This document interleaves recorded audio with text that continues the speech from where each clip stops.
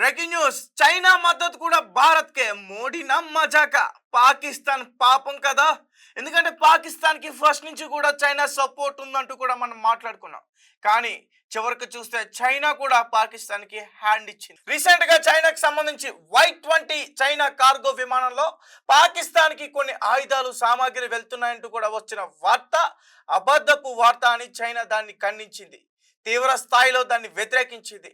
అటువంటి రాతలు రాస్తున్న, ముఖ్యంగా చైనా ఎవరైతే ఉన్నారో అటువంటి రాతలు రాస్తున్న వాళ్ళపై కఠినంగా చర్యలు తీసుకునే ఆ పరిస్థితి కూడా ఉంటుందంటూ కూడా చెప్తున్నారు.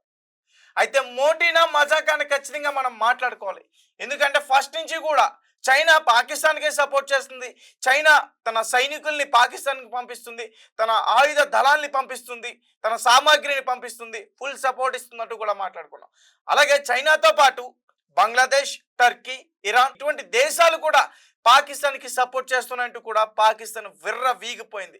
కానీ చివరికి మోడీ ఆడిన గేమ్ పాకిస్తాన్ తలవంచక తప్పలేదు. పాకిస్తాన్తో పాటు చైనా కూడా భారత్కి మద్దతు ఇచ్చింది. ఇప్పుడు ఒకసారి దీని గురించి మనం పూర్తి విషయాలను కూడా మాట్లాడుకునే ప్రయత్నం చేద్దాం. ముఖ్యంగా చైనాకి సంబంధించిన విదేశాంగ మంత్రి లిన్ జియాన్ పాకిస్తాన్కి సపోర్ట్ చేస్తున్న చైనా అనే వార్తను ఆయన కొట్టేశారు.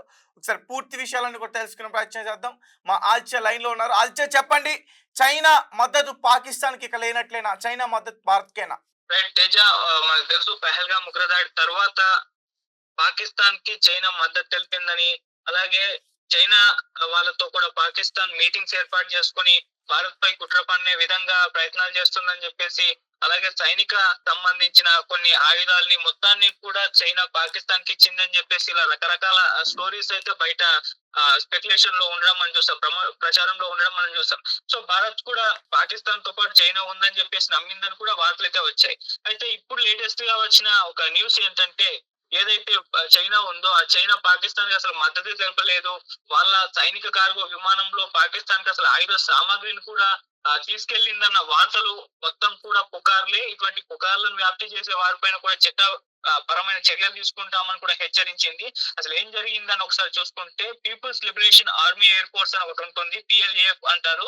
ఇది తమ జియాన్ Y-20 సైనిక రవాణా విమానం పాకిస్తాన్ కు సామాగ్రిని తీసుకెళ్లిందని చెప్పేసి వార్తలైతే విపరీతంగా వచ్చాయి. అయితే ఇప్పుడు ఈ వార్తల్ని ఖండించింది.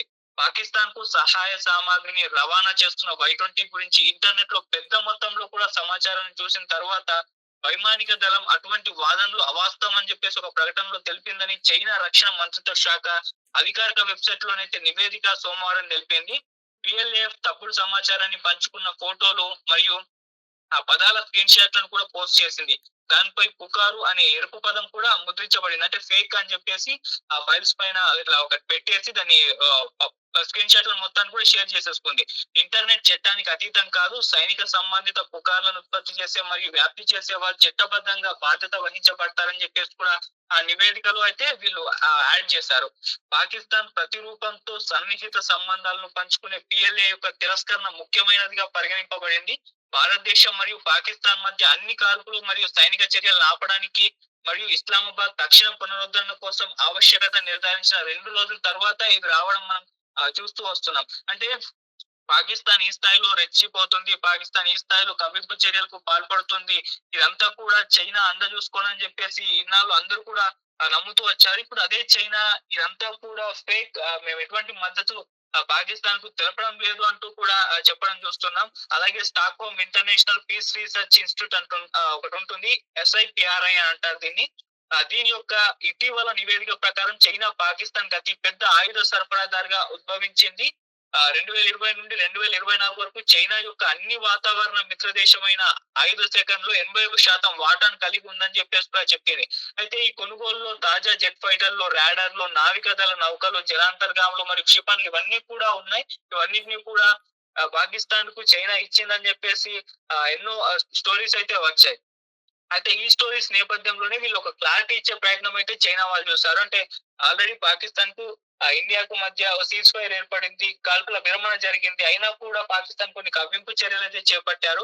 అయితే యుద్ధం ఏదైతే జరుగుతుంది అనుకున్నారో అది ఎందుకు వచ్చిన నేపథ్యంలో చైనా ఇటువంటి న్యూస్ ఇవ్వడం చూస్తున్నాం. సో పాకిస్తాన్ మరి ఇప్పుడు పాకిస్తాన్ కు బహిర్గతంగా మా మద్దతు లేదు అని చెప్పడం చైనా ఖచ్చితంగా ఇది పాకిస్తాన్ కు పెద్ద దెబ్బ అని కూడా చెప్పుకోవచ్చు. ఇప్పుడు మొత్తం కూడా ఒక ఎక్స్‌పోజ్ అయిపోయింది. పాకిస్తాన్ ఒంటరిగానే ఉంది. దానికి ఎటువంటి మద్దతు లభించడం లేదు. టెర్రరిస్టులను ఎంకరేజ్ చేస్తే ఎవరు కూడా మద్దతు ఇవ్వరని చెప్పేసి పాకిస్తాన్ కూడా గ్రహించిందని చెప్పేసి చాలా మంది అభిప్రాయపడుతున్నారు. సో ఏదేమైనా ఇప్పుడు పాకిస్తాన్ కు చైనా కూడా హ్యాండ్ ఇచ్చిందని చెప్పుకోవాలి తేజ.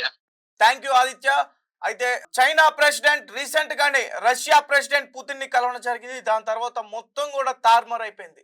భారత్ కి చైనా కూడా సపోర్ట్ చేస్తుంది. ఎందుకంటే మన వైపు రష్యా పుతిన్ ఉన్నారు. పుతిన్ ఎటువంటి మనిషి మీ అందరికి బాగా తెలుసు. ఇంతకుముందు పుతిన్ గురించి కూడా మనం చాలా విషయాలు మాట్లాడుకున్నాం. మరి పుతిన్ లాంటి వ్యక్తి భారత్ వైపు ఉన్నప్పుడు ఏ దేశమైనా సరే ఖచ్చితంగా వణకాల్సిందే.